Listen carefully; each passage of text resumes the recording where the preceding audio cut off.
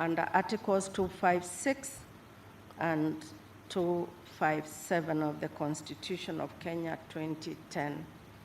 Consequently, therefore, the Constitutional Amendment Bill 2010 is unconstitutional. On the third issue, the second schedule to the Constitutional Amendment Bill 2010, I find no difficulty in finding that that bill is unconstitutional insofar as it directs the IEBC on not only the elimination of the number of constituencies, but also the distribution of the proposed new constituencies and the timelines within which to operationalize the same within the constitutional parameters that are given in Article 87 of the 2010 Constitution. The Commission cannot be directed. Article 89 was not even sought to be amended in its entirety. The bill, therefore, is unconstitutional in my finding.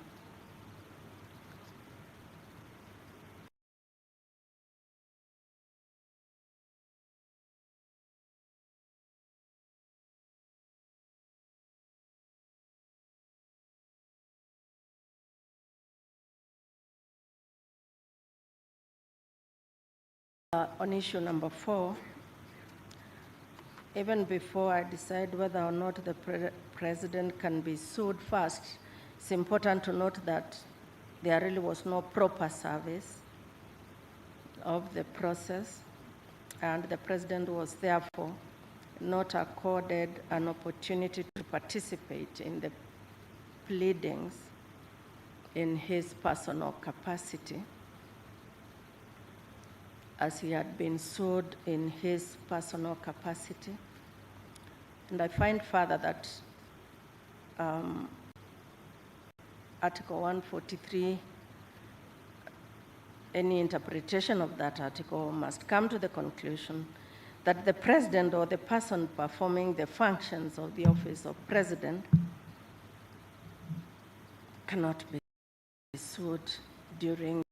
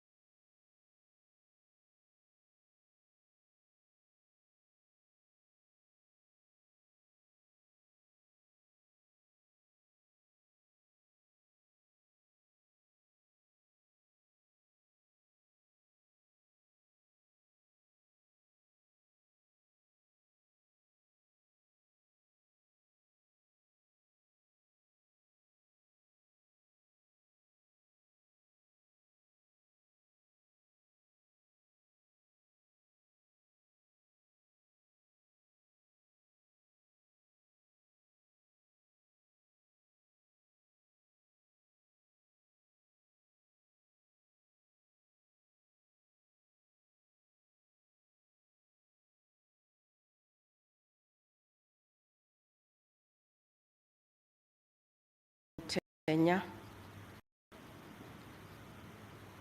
And although their immunity is not absolute immunity to impunity, it is nevertheless absolute immunity during the tenure of office.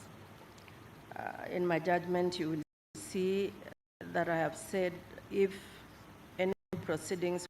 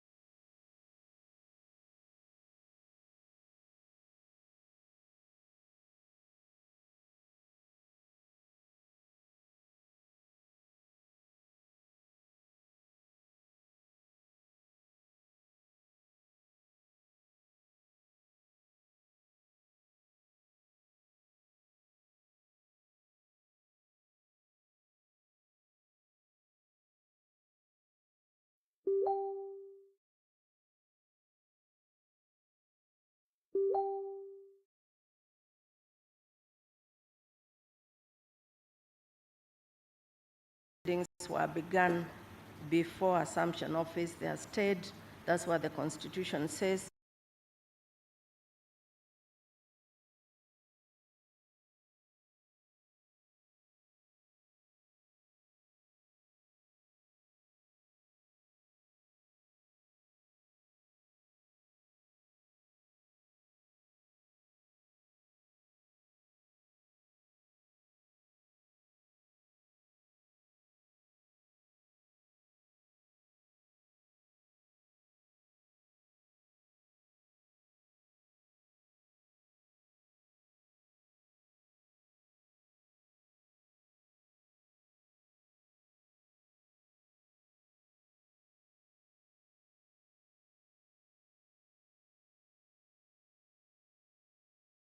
Ever wonder why so many people say they want to learn guitar, but very few actually learn to play? It's simple. Too many people try to learn with YouTube videos, and guess what? It doesn't work. YouTube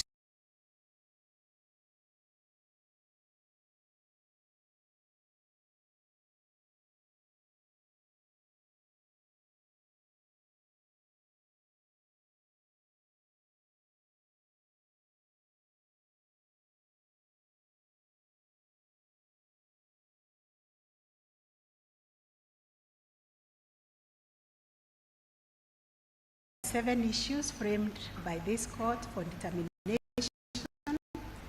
The final orders are as follows. 1. The basic structure doctrine is not applicable in Kenya. Ibrahim, Supreme Court judge dissenting. B. In order to amend the Constitution of Kenya 2010, the 4 sequential steps as pronounced by the 2 superior courts below are not necessary. Ibrahim, Supreme Court judge dissenting. On the second issue, the first part A, the President cannot initiate constitutional amendments or changes through the popular initiative under Article 257 of the Constitution. Joaquin Dongo, Supreme Court judge dissenting.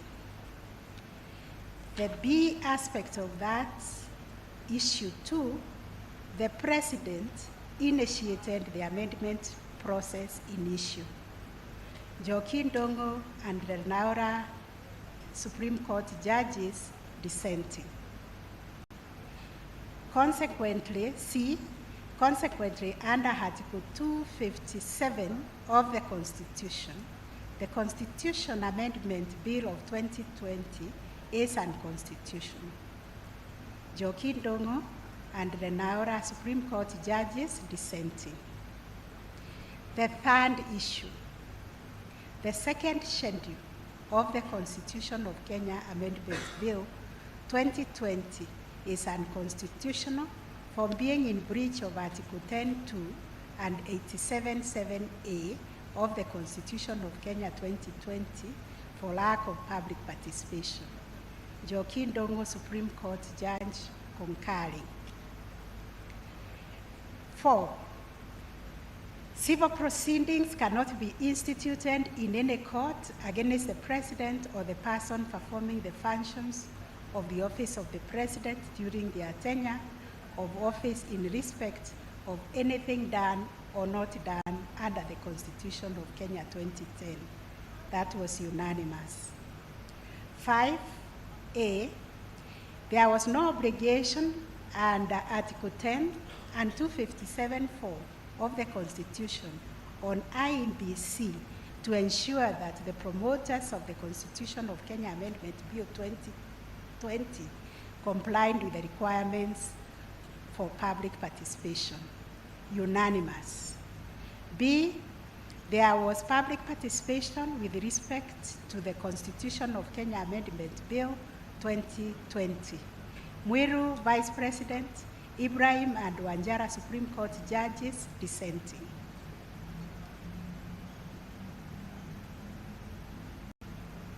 Five, IBC had the requisite composition and quorum to undertake the verification process under Article 257(4). Ibrahim, Supreme Court Judge, dissenting. 7, the question raised regarding the interpretation of Article 257(10) of the Constitution on whether or not it requires that all specific proposed amendments to the Constitution should be submitted as separate and distinct referendum questions was not ripe for determination. Joaquin Dongo, Supreme Court Judge, concurring. Each party shall bear their own cost, this being a public interest matter. Consequently, the consolidated appeal is determined as follows. The appeal is allowed on issue number 1. The appeal is allowed on issue number 4. The appeal is allowed on issue number 5. The appeal is allowed on issue number 6. The appeal is allowed on issue number 7. The appeal is disallowed on issue number 2. The appeal is disallowed on issue number 3. Those are the orders of the court. Ladies and gentlemen, thank you very much for your patience. We will seek your indulgence to perfect the final judgment. As you can see, we have so many pages to put together to come up with one judgment. Putting it together, it was very difficult because of the privacy involved and the logistics to put it together before delivery. We intend to do this and issue the judgment of the court on Tuesday next week. Today, we will issue a press summary of this judgment, which will come out shortly in about 1 hour. Thank you very much for your forbearance and for your cooperation.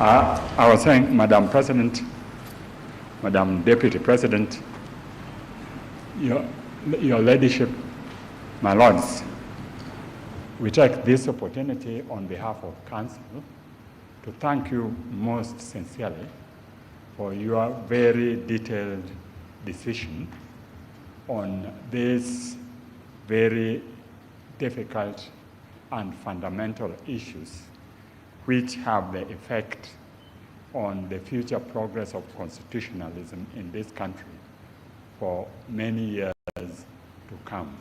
I think I talk on behalf of all council when I say they are very grateful for your patience, your industry, and the detailed means and effect by which this judgment has been delivered. I also take this opportunity to apologize on behalf of Solicitor General, who was here representing the AG, but had to leave because he is before another bench.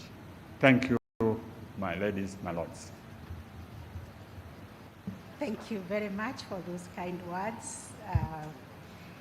The court is now adjourned. Have a very nice afternoon, and God bless you.